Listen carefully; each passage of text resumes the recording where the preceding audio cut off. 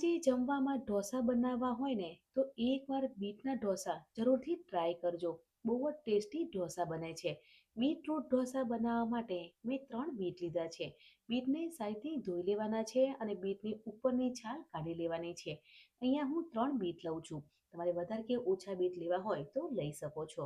અહીંયા મેં 3 બીટ લીધા છે તો બીટની ઉપરની છાલ કાઢી લીધી છે. હવે બીટને નાના પીસમાં સમારી લેવાના છે કેમ કે બીટની પ્યુરી બનાવીએ છીએ એટલે નાના પીસમાં સમાઈ લઈશું.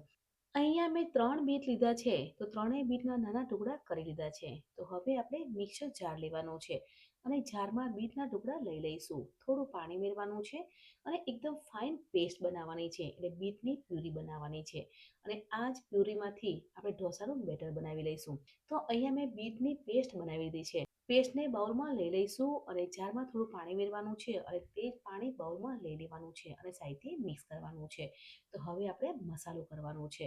તો મસાલામાં અડધી ચમચી હળદર પાવડર, 1 ચમચી લાલ મરચું, 1 ચમચી ધાણા જીરું પાવડર, ચપટી હિંગ, અડધી ચમચી અજમો, સ્વાદ પ્રમાણે મીઠું ઉમેરવાનું છે અને બધા જ મસાલા સાઈડથી મિક્સ કરવાના છે. તમારે લસણ મરચાંની પેસ્ટ ઉમેરવી હોય તો પણ ઉમેરી શકો છો. બધા મસાલા સાઈડથી મિક્સ કરવાના છે.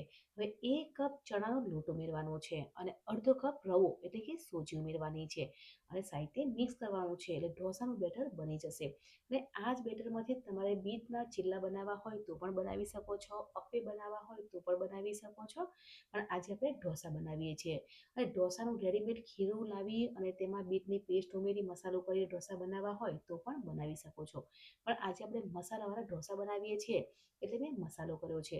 તમારે પ્લેન ઢોસા બનાવવા હોય તો મસાલા ના ઉમેરવા હોય તો સ્કીપ કરી શકો છો. થોડું પાણી ઉમેરવાનું છે અને ઢોસાનું બેટર બનાવી લઈશું. તો હવે આપણે ગરમા ગરમ બીટરૂટ ઢોસા બનાવી લઈશું.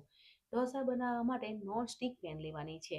પેન ગરમ થઈ જાય પછી પાણી સ્પ્રિંકલ કરવાનું છે અને ગોળ ઢોસા બનાવી લઈશું. અને ઢોસા બનાવતા હોઈએ ત્યારે નોનસ્ટિક પેન લેવાની છે. નોનસ્ટિક પેનમાં ઢોસા બનાવીએ છીએ તો ઢોસા ક્રિસ્પી બને છે. હવે ઢોસા એક બાજુથી શેકાઈ જાય પછી સાંભાર મસાલો સ્પ્રિંકલ કરવાનો છે. ઉપરથી પનીર સ્પ્રિંકલ કરવાનું છે.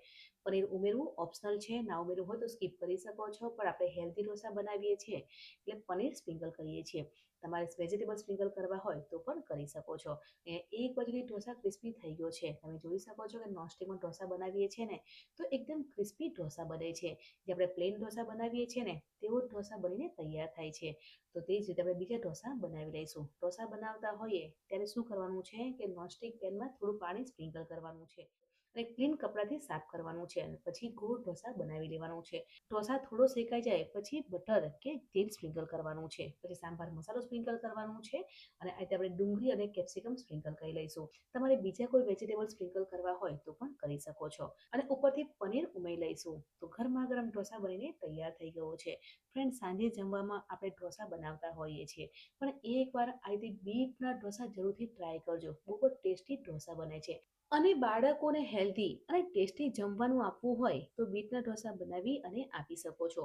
આ ઢોસા સાંજે જમવામાં બનાવી શકો છો, સવારે બ્રેકફાસ્ટમાં બનાવી શકો છો અને બાળકોને લંચ બોક્સમાં પણ આપી શકો છો.